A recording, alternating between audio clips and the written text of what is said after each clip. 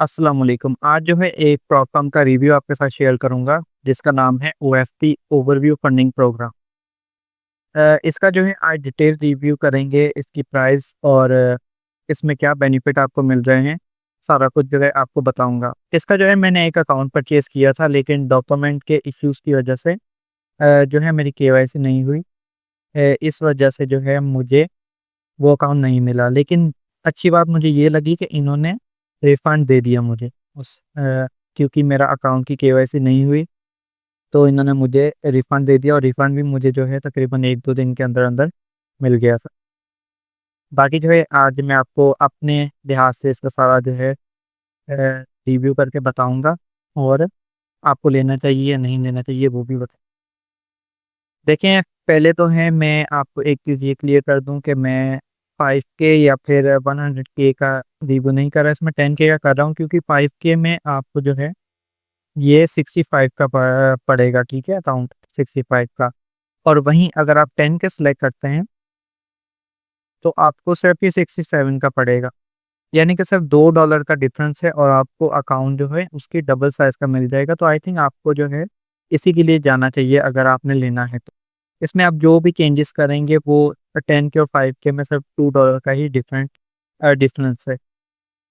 इसमें देखिए सबसे पहले आपको जो बेनिफिट मिलता है, दूसरी जो इंस्टेंट प्रोग्राम्स हैं उनमें आपको सिर्फ 3% का डेली ड्रॉडाउन और 6% का ओवरऑल ड्रॉडाउन मिलता है। लेकिन इसमें आपको कस्टमाइज़ का ऑप्शन मिल जाता है, जिससे आप अपना ड्रॉडाउन जो है वो खुद सेलेक्ट कर सकते हैं 3 से लेके 5% के दरमियान। अगर देखें इसमें एक चीज़ और है, जो कंसिस्टेंसी रूल, इंस्टेंट प्रोग्राम में जो है कंसिस्टेंसी रूल आता है, आपको पता है। अगर आप इसमें 5% यानी कि डेली ड्रॉडाउन जो है 5% सेलेक्ट करते हैं, तो आपको 25% कंसिस्टेंसी रूल मिलेगा। और अगर आप 4% करते हैं, तो आपको जो है 20% मिलेगा। यानी कि अगर आप इसमें 1-1 परसेंट ड्रॉडाउन नीचे कम करते जाएँगे, तो आपका जो है 5% कंसिस्टेंसी स्कोर भी कम होता जाएगा। तो बेस्ट ये रहेगा कि आप जो है 3% में ना जाएँ, क्योंकि 3% में आपको सिर्फ 15% का कंसिस्टेंसी रूल मिलेगा। यानी कि आपको ट्रेड्स जो हैं वो फिर ज़्यादा करनी पड़ेंगी। मेरी सजेशन ये होगी कि आपको जो है 4% या 5% में ही रहना चाहिए।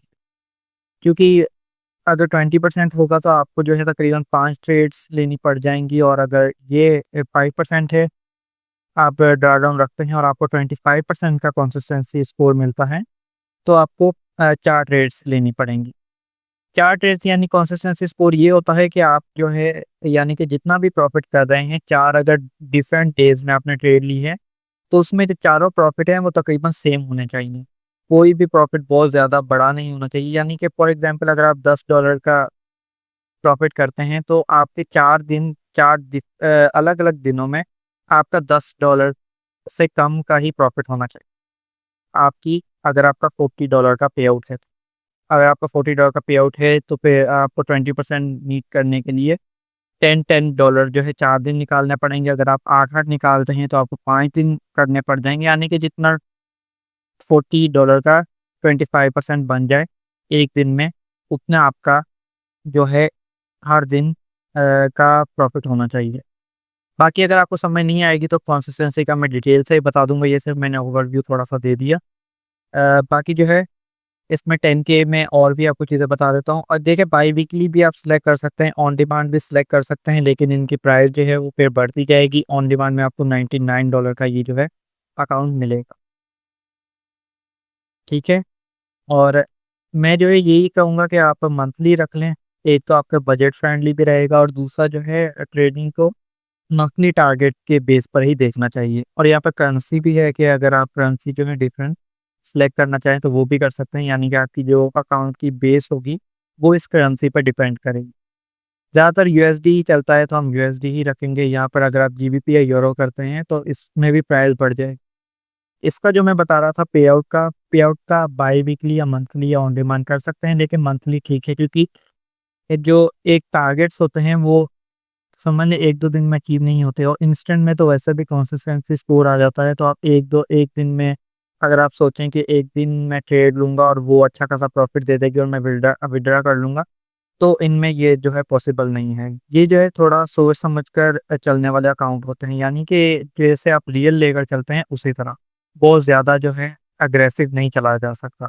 बिल्कुल, इसमें अपना रिस्क मैनेज कर कर और आपने कितना जो है टारगेट्स अचीव करने हैं, वो सारी चीज़ें देख कर इसमें लिया जाता है। अगर आप बिगिनर हैं, अगर आप डेमो कर रहे हैं, या फिर आपके पास इतनी फंडिंग नहीं है, और या तो आप कोई चैलेंज अकाउंट लेना चाहते हैं, तो मेरे लिहाज से आपको जो है इंस्टेंट की तरफ जाना चाहिए, क्योंकि एज अ बिगिनर आप जो है जब चैलेंज अकाउंट लेते हैं तो उसमें जो है 10% का आपको दिया जाता है टारगेट अचीव करने के लिए फेज़ 1 में, और फिर 8% फेज़ 2 में।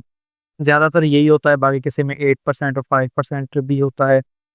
अ, जितना भी, यानी कि आपको टारगेट अचीव करने के लिए दिया जाता है, वो आपके लिए थोड़ा मुश्किल हो जाता है।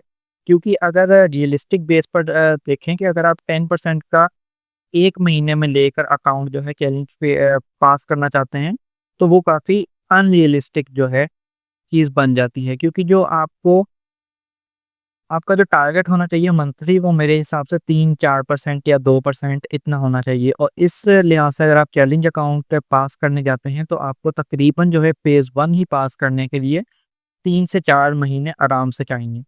तो इसमें जो है आपका टाइम भी थोड़ा वेस्ट होता है। उससे अच्छा कि आप एक इंस्टेंट अकाउंट की तरफ जाएँ, और उसमें जो है तकरीबन थोड़ा रूल रेगुलेशन के साथ चलकर, सारे रूल्स पढ़कर अगर आप चलते हैं, और 2% भी अगर मंथली बना लेते हैं, तो आपको जो है वो 1 मंथ में आपका जो है पे आउट मिल जाएगा, या आप मंथ में जितना भी बनाते हैं। ना कि आपको 3 महीने पहले फेज़ पास करना पड़ेगा, फिर उसके बाद 1-2 महीने आप ट्रेड करोगे, उसके बाद उस पर आप प्रॉफ़िट करोगे, फिर जो है आपको जाकर उसमें विथड्रॉ मिलेगा।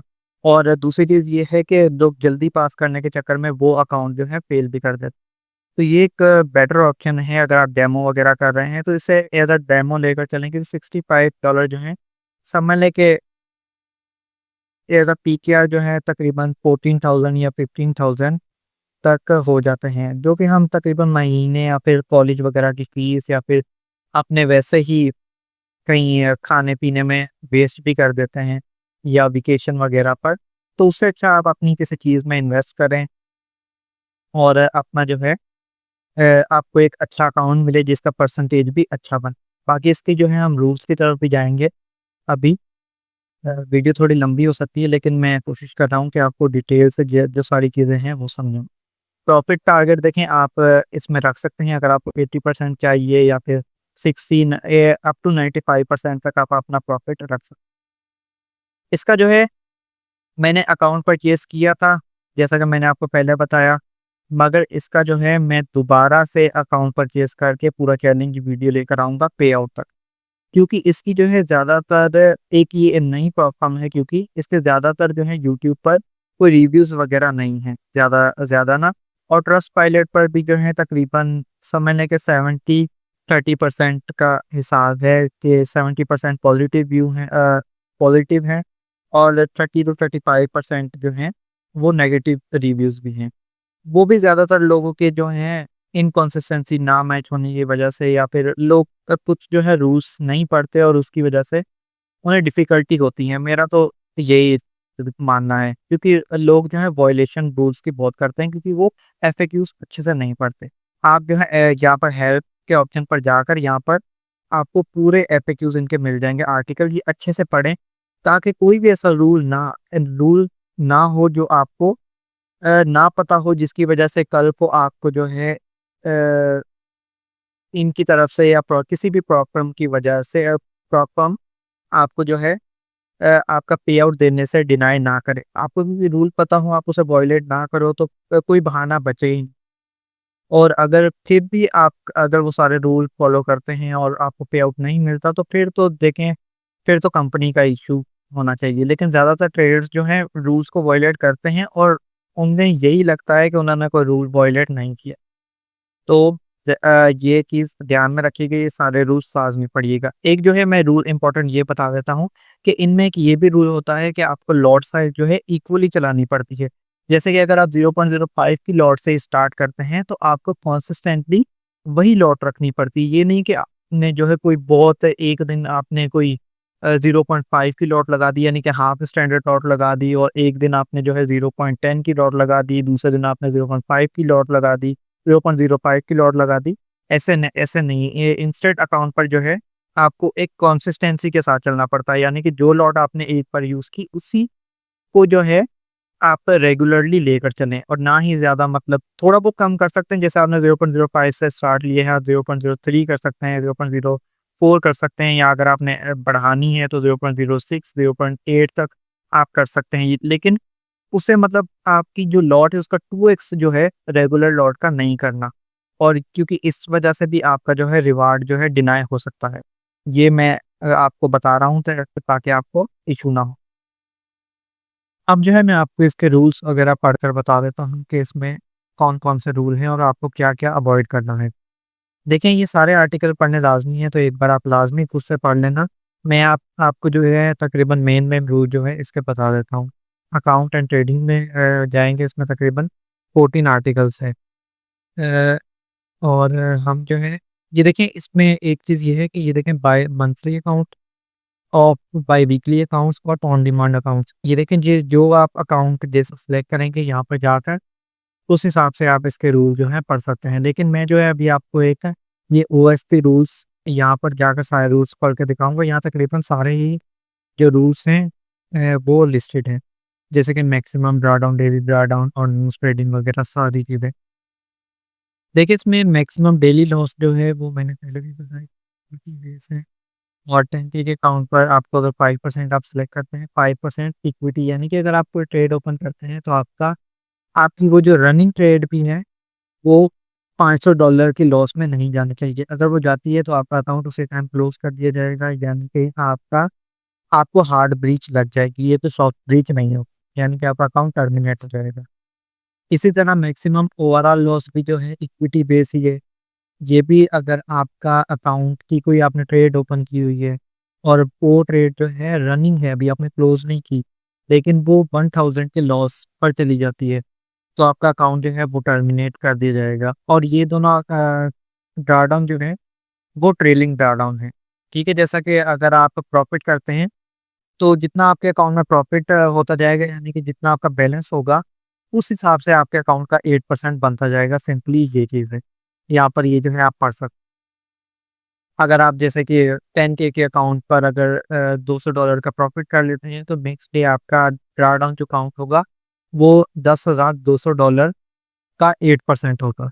ठीक है? तो बेसिकली ये चीज़ है। इनकंसिस्टेंसी स्कोर जो है मैंने आपको पहले ही समझा दिया है वीडियो के स्टार्टिंग में, तो इस पे मैं जो है टाइम वेस्ट अभी नहीं करूँगा। बाकी अगर ये आपको कोई चीज़ समझ नहीं आती तो मुझे बता देना, मैं डिटेल वीडियो भी इस पर बना प्रोहिबिटेड स्ट्रेटजीज़ जो हैं वो martingale, hedging, drift trading, HFT, gambling, copy trading, ये सब हैं। जैसे कि बहुत छोटे टाइम में स्कैल्पिंग करना, बहुत ज़्यादा लॉट लेकर और मार्टिंगल करना, ये सारी चीज़ें जो है बैन है इस पर। ठीक है? आपका अकाउंट जो है वो टर्मिनेट कर दिया जाएगा।